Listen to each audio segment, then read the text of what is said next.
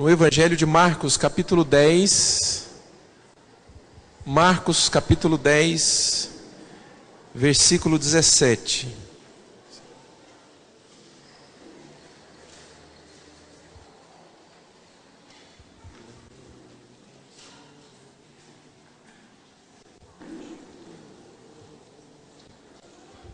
Marcos, capítulo 10, versículo 17.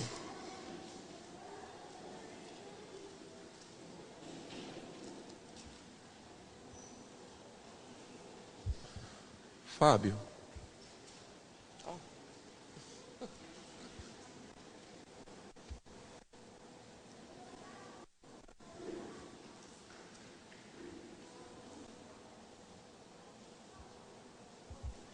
Todos encontraram? Amém? Vamos ler esse texto, irmãos.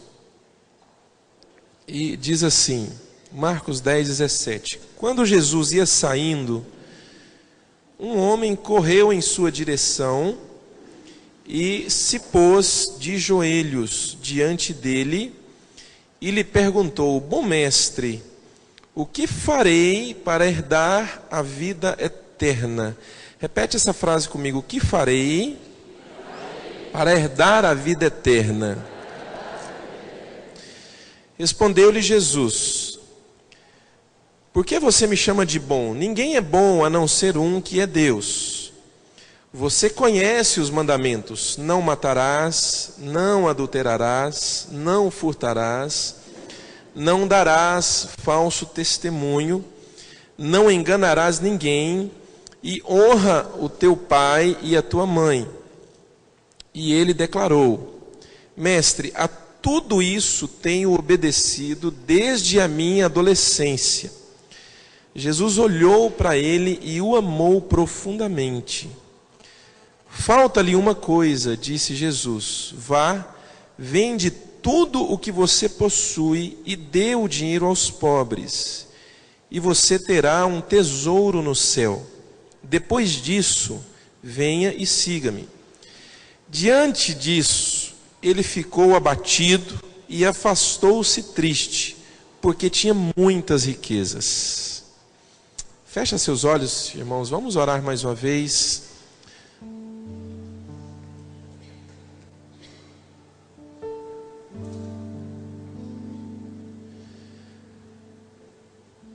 Pai, diante da tua palavra agora,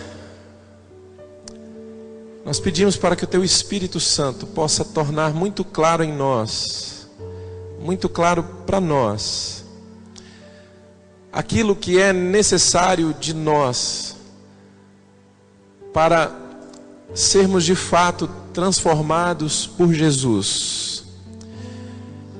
Senhor, em nome de Jesus, o Senhor é quem sonda mentes e corações, e nós agora estamos completamente expostos diante do Senhor. Então fala, Senhor Deus, ao nosso coração agora, e nos dê graça para entender coisas profundas, Senhor Deus, sobre a passagem desse jovem que foi até o Senhor.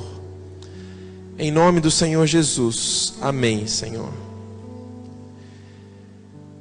Essa parábola, irmãos, ela é muito conhecida. É a parábola do jovem rico.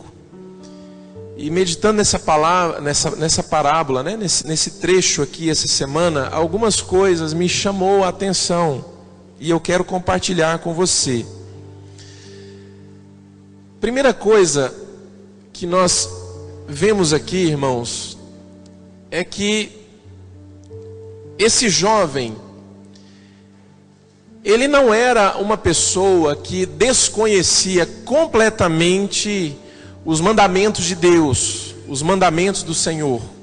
Ele não era uma pessoa, vamos dizer assim, que nunca havia ouvido falar da verdade. Ele conhecia a verdade. Quando Jesus fala para ele: olha, obedeça aos mandamentos, você conhece os mandamentos, obedeça aos mandamentos. A resposta dele qual é? Senhor, desde a minha adolescência eu tenho obedecido os mandamentos. Ele era um judeu. Com 12 anos de idade, O judeu já é ensinado a decorar vários trechos da lei de Moisés. É assim até hoje. E ele cresceu, irmãos, com isso dentro dele. Com o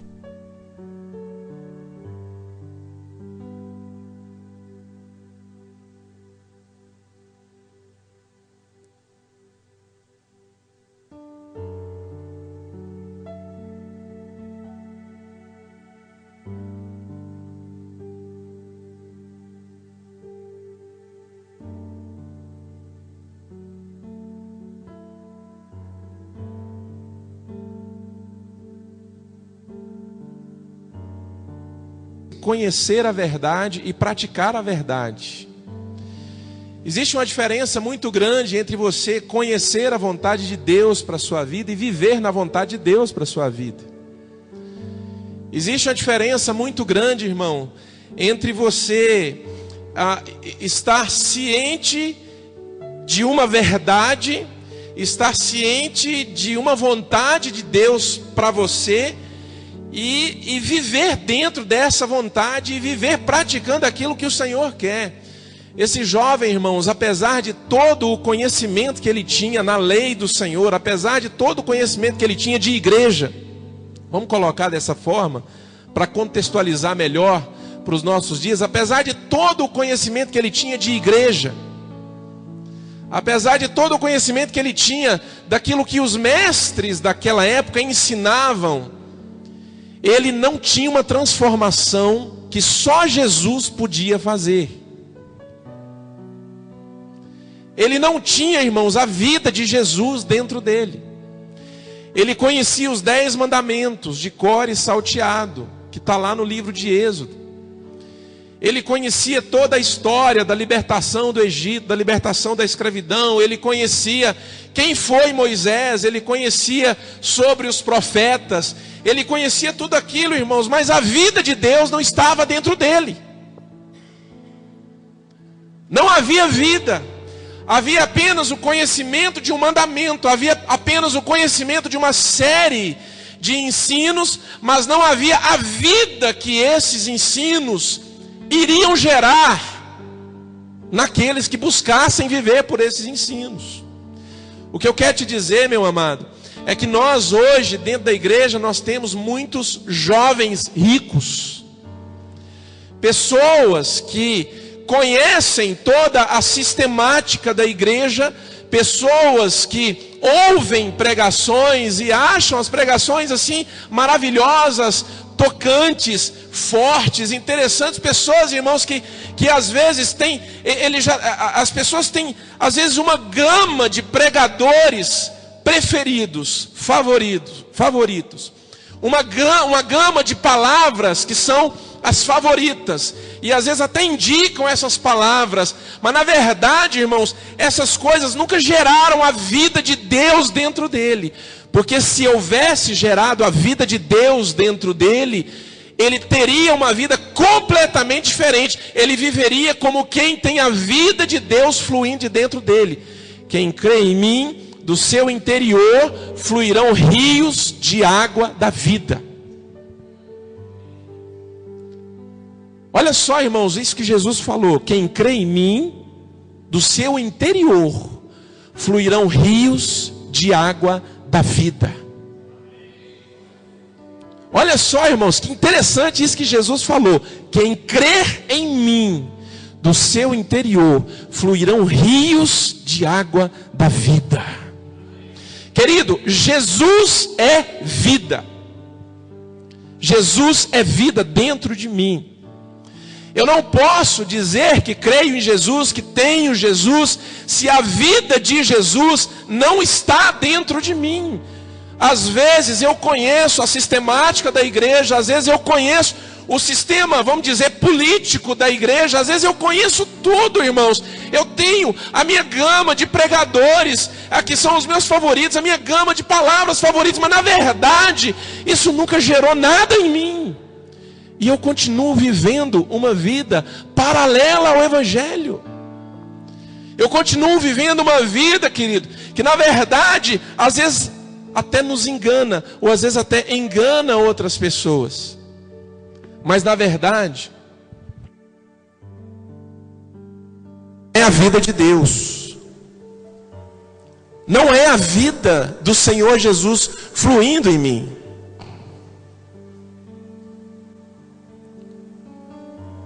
O que falta? O que faltava para esse jovem? Você vai, às vezes, responder assim de cara. O que faltava para esse jovem é se desapegar das riquezas.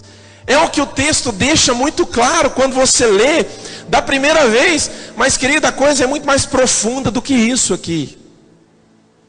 A coisa é muito mais profunda. Sabe o que faltava para esse jovem? Faltava uma decisão. Faltava uma decisão.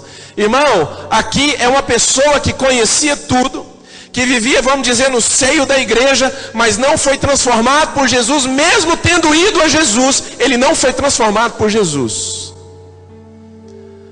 O texto começa dizendo que ele veio para Jesus, ele foi até Jesus, ele se prostrou aos pés de Jesus e começou a conversar com ele. Mas no final da conversa, ele sai triste e abatido. Querido, por quê? Porque faltou nele uma decisão por Jesus. Eu quero dizer uma coisa para você: vida cristã é uma decisão que você tem que tomar.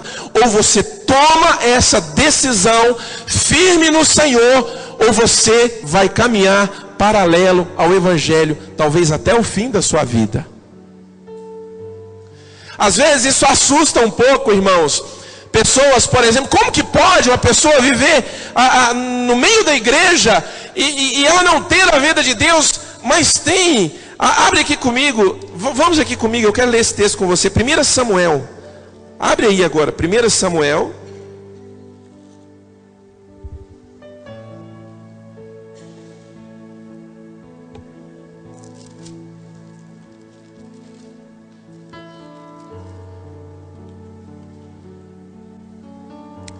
Primeiro Samuel, capítulo 1, versículo 12.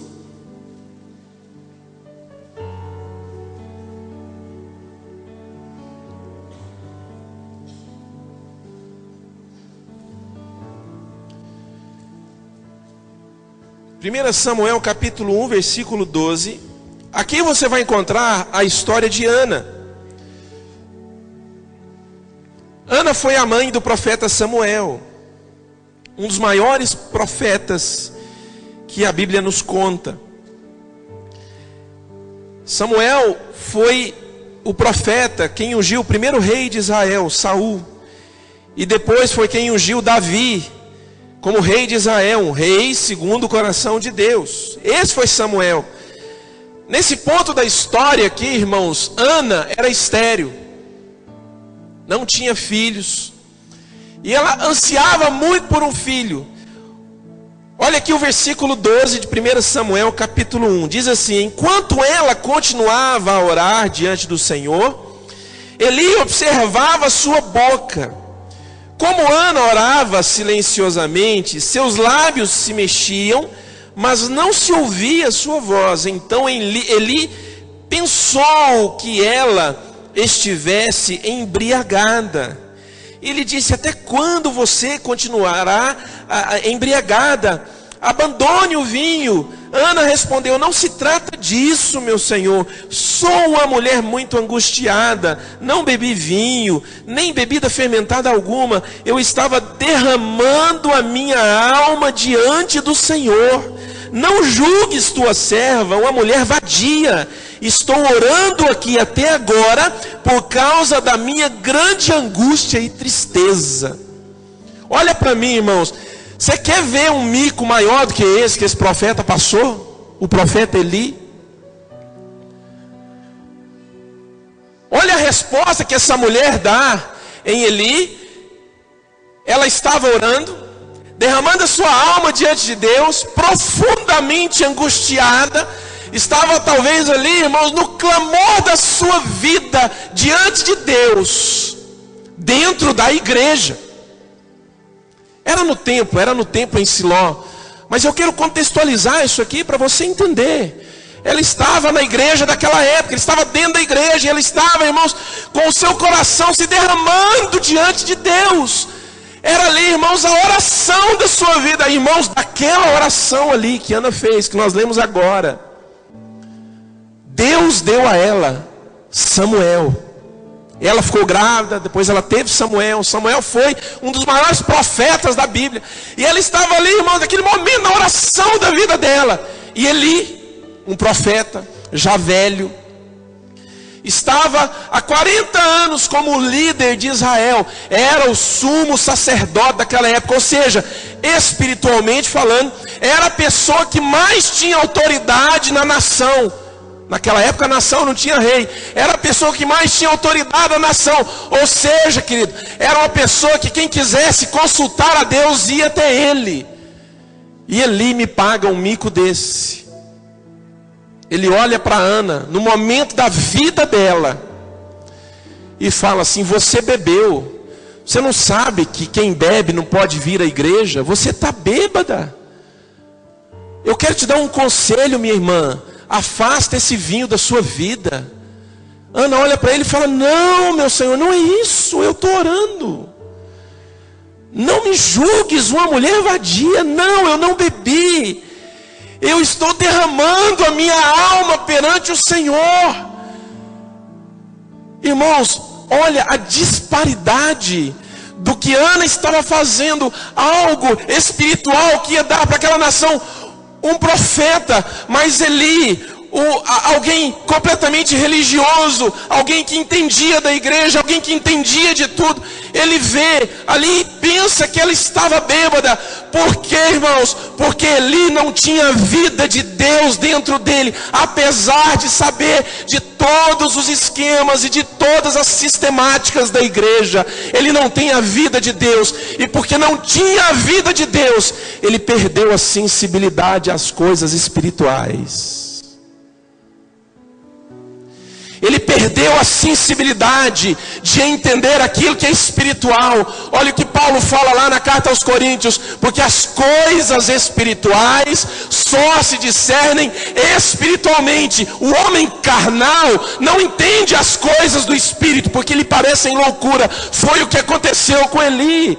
Era algo totalmente espiritual. Irmão, eu quero dizer para você que às vezes nós vivemos no seio da igreja colecionando palavras, colecionando louvores, mas falta com que essas palavras, com que esses louvores e com que esse conhecimento que eu tenho das coisas de Deus gere uma transformação na minha vida e me dê a vida de Jesus. Quem crê em mim, do seu interior fluirão rios de água da vida.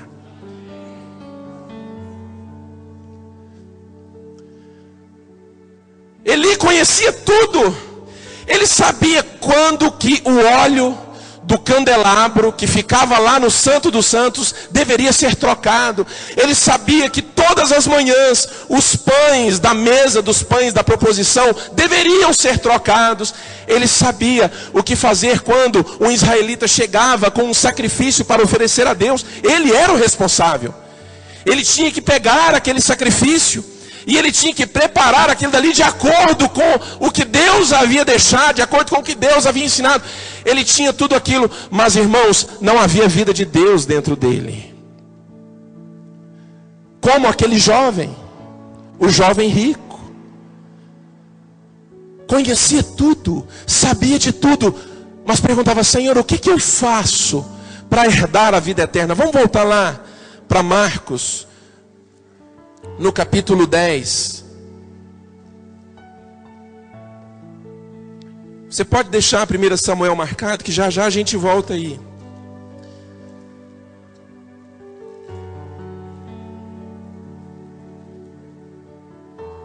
Senhor, o que eu faço? Versículo 17. Bom mestre, o que farei para herdar a vida eterna? Respondeu-lhe Jesus, versículo 19: você conhece os mandamentos: não matarás, não adulterarás, não furtarás, não darás falso testemunho, não enganarás ninguém, honra teu pai e a tua mãe. E ele declarou: mestre, a tudo isso tenho obedecido desde a minha adolescência. Irmãos, repara o versículo 21. Jesus olhou para ele e o amou profundamente. Jesus olhou para ele e o amou profundamente. Olha para mim, querido. Jesus olhou para ele e o amou profundamente. Sabe por que eu estou evidenciando isso? Porque mesmo Jesus tendo amado aquele jovem profundamente, ele não se tornou um discípulo de Jesus. Ele saiu e foi embora depois que Jesus disse para ele que ele precisava abandonar toda a riqueza dele. Querido, Jesus te ama profundamente. Jesus te ama profundamente.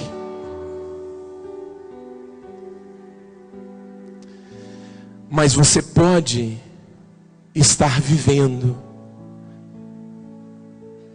sem ser um verdadeiro discípulo de Jesus. E mesmo com esse amor profundo de Jesus por você, pode ser que você tem passado a vida virando as costas para o Senhor e deixando de receber a vida dele dentro de você, mesmo ele amando você profundamente. Meu Deus.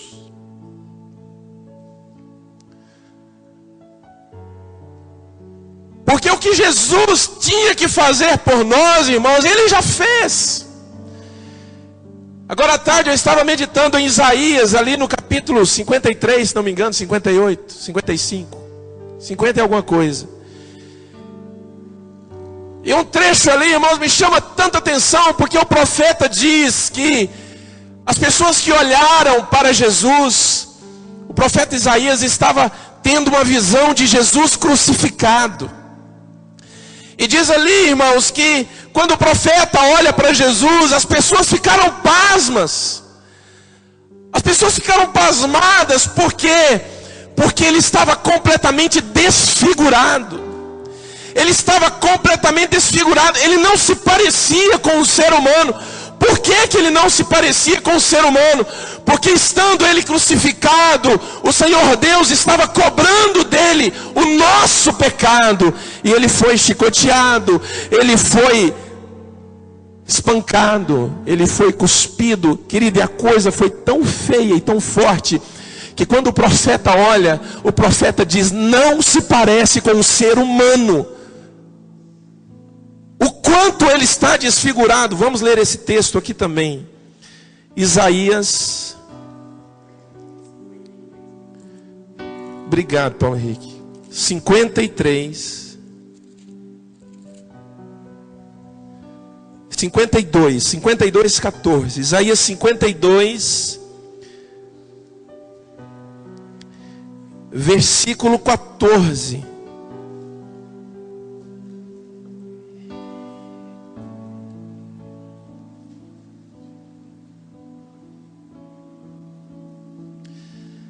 O texto diz assim: assim como houve muitos que ficaram pasmados diante dele, a sua aparência estava tão desfigurada, que ele se tornou irreconhecível como homem, não parecia um ser humano. Olha agora no capítulo 53, o versículo 3. Foi desprezado e rejeitado pelos homens, um homem de dores e experimentado no sofrimento, como alguém de quem os homens escondem o rosto. Ele foi desprezado e nós não o tínhamos em estima, certamente Ele tomou sobre si as nossas enfermidades, e sobre si levou as nossas doenças. Contudo, nós o consideramos castigado por Deus atingido e afligido. Mas Ele foi traspassado, foi por causa das nossas transgressões. Ele foi esmagado por causa da nossa iniquidade. O castigo que nos trouxe a paz estava sobre Ele, e pelas suas feridas nós fomos curados. Todos nós, tal qual ovelhas, nos desviamos. Cada um de nós se voltou para o seu próprio caminho, e o Senhor Deus fez cair sobre Ele a iniquidade de todos nós. Ele foi oprimido e afligido, e contudo não abriu a sua boca.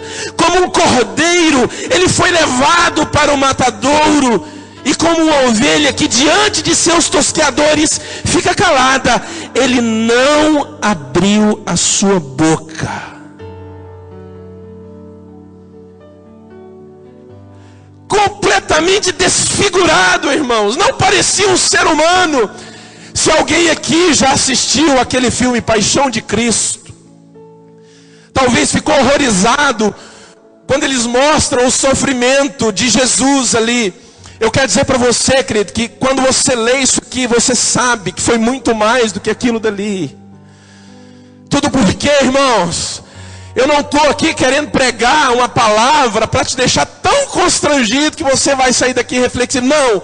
Eu estou aqui querendo mostrar uma verdade para você. E a verdade é: Jesus pagou o preço pelo seu pecado. O que Ele precisava fazer por você, para que a vida dele estivesse dentro de você, já foi feito. Agora, Ele o ama profundamente. Então você precisa tomar uma decisão séria, definitiva, pelo Senhor Jesus. Ou você vai sair e virar as costas e continuar vivendo a sua vida do mesmo jeito.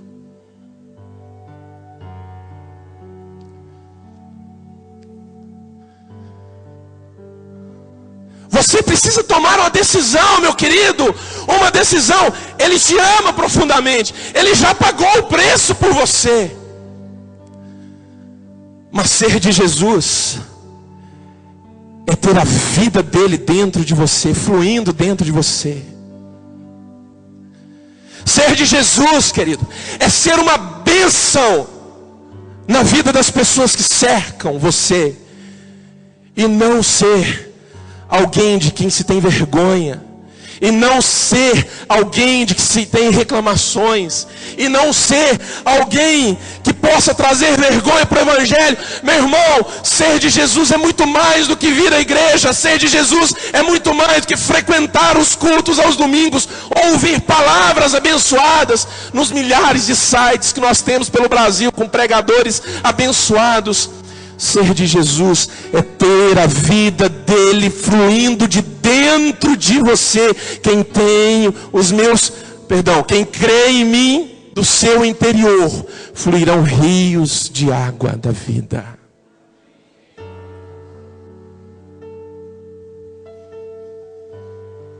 Volta lá para Marcos, no capítulo 10.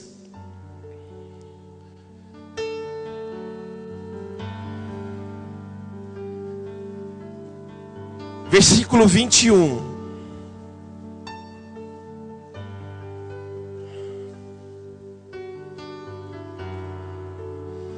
Nunca na vida, irmãos, esse texto me chamou tanto atenção.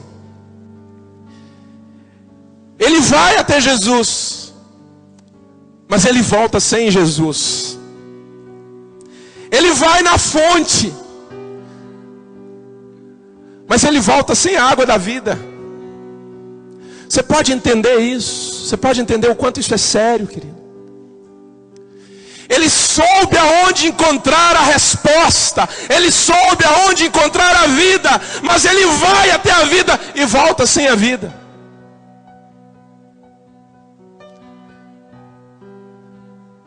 Versículo 21. Jesus olhou para ele e o amou profundamente.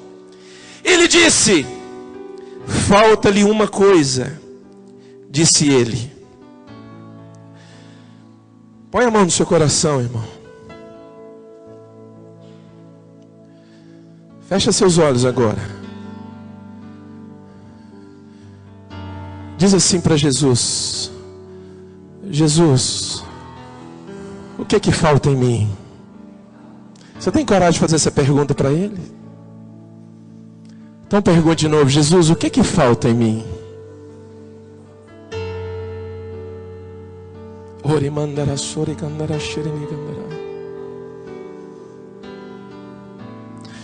Pergunta de novo, diz assim: Espírito Santo, o que é que falta em mim?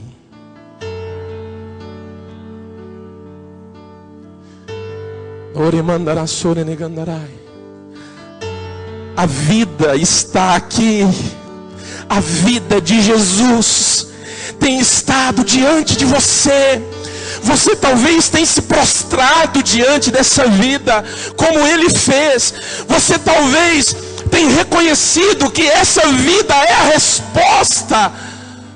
Mas agora Ele vai dizer o que é que falta em você. O que é que falta em você? Jesus olhou para ele e falou assim: filho, ainda te falta uma coisa. Aí ele continua dizendo assim: vai, vende tudo o que você possui e dê o dinheiro aos pobres, e você terá um tesouro no céu. Depois disso, venha e siga-me. Diante disso, ele ficou abatido e afastou-se triste, porque tinha muitas riquezas. Querido, olha para mim. O problema aqui não foi a riqueza. Eu quero mostrar para você, preste atenção. Eu quero ser usado por Deus na sua vida nessa noite, para mostrar para você que o problema aqui é muito mais profundo, foi muito mais profundo. O coração dele estava preso a algo que não o deixava se aproximar e receber a vida de Jesus. E faltou nele o que eu disse no início: a decisão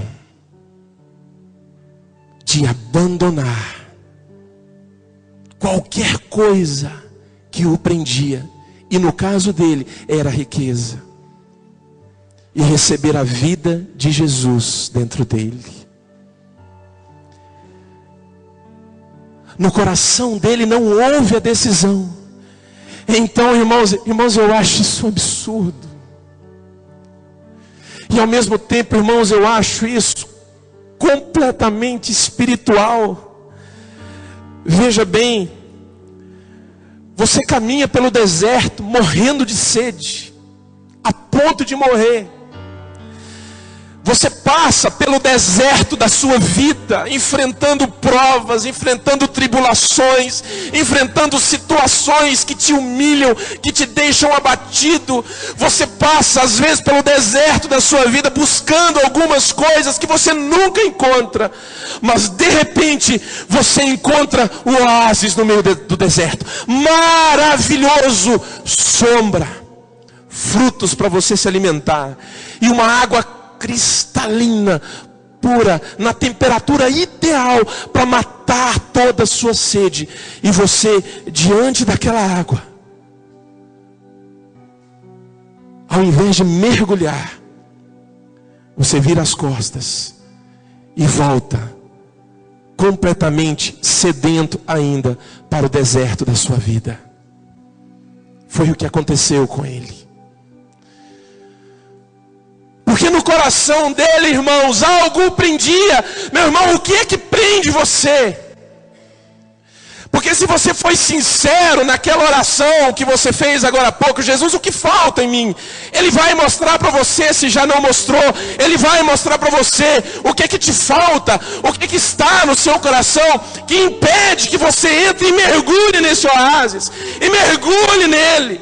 e receba a vida dele, e saia completamente saciado. E quando você sair, você vai ver que não é mais um deserto que você tem que atravessar, agora é o Éden aonde você está, porque com Jesus, não importa o lugar, não importa a situação, você vive o Éden na sua vida. Com Jesus você não mais fica no deserto, mas você agora entra no Éden, meu querido. Você entra no Éden porque Jesus muda a situação. Mas agora você precisa decidir. Você precisa decidir, porque Ele já mostrou para você o que é que te prende. Querido, isso que te prende, seja o amor às coisas desse mundo, seja uma mágoa com alguém que te feriu, seja um receio que você tem, porque te apresentaram um Deus totalmente carrasco, seja um receio que você tem, porque um dia um pastor feriu a sua vida, ou um líder da igreja te deu um exemplo extremamente ruim, e você se frustrou tanto, que você agora criou uma barreira. Eu quero dizer para você, querido, em nome de Jesus, decida agora abandonar, deixar virar as costas, deixar para trás isso tudo que te prende, e mergulhe nesse oásis chamado Jesus Cristo, Filho de Deus. Mergulhe nessas águas, meu irmão. Mergulhe, mergulhe. Não se importe com quem está do seu lado. Não importe o que está na sua vida. Não se importe com o deserto que você atravessou, diante de onde você vem. Não se importe com os espinhos da sua vida. Não se importe com aquilo que te feriu. Mergulhe, porque quando você mergulhar, a cura virá. A cura virá para você. A cura virá, a saciedade virá, a resposta virá.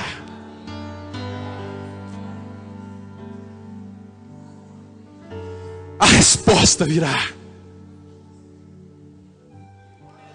E talvez você, aí sim, talvez não, retiro o que disse, aí sim,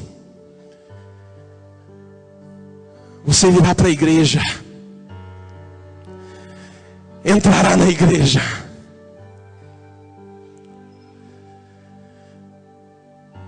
e Jesus vai te olhar e vai falar assim: esse é o meu filho.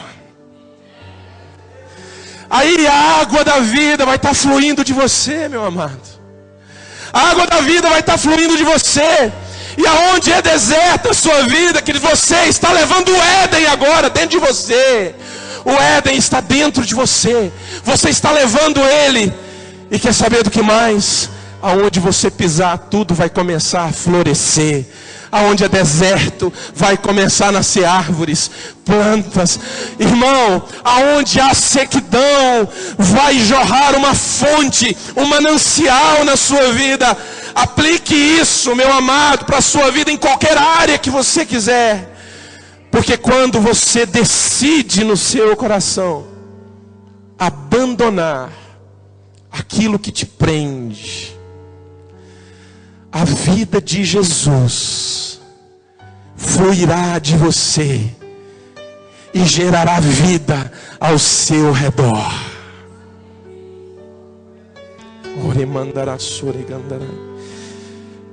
Fica de pé, meu irmão, em nome de Jesus.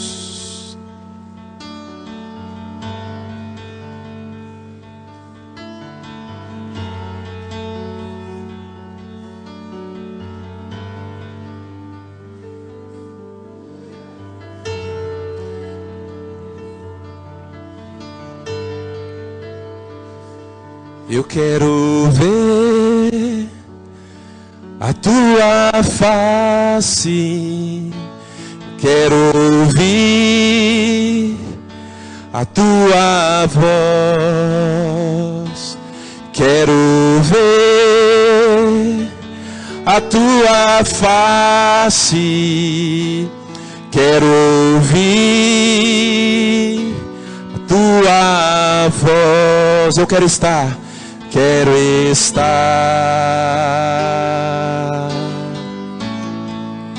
diante de ti.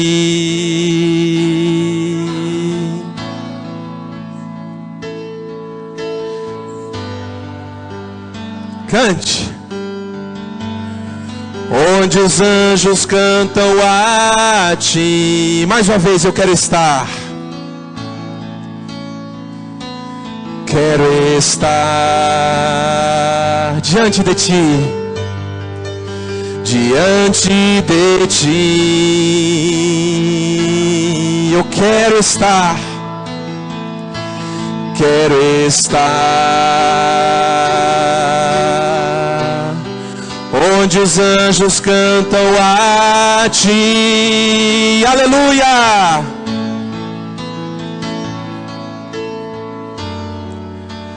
Aleluia! Nós te adoramos,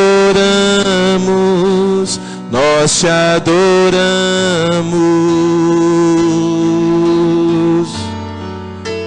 Aleluia, nós te adoramos, nós te adoramos.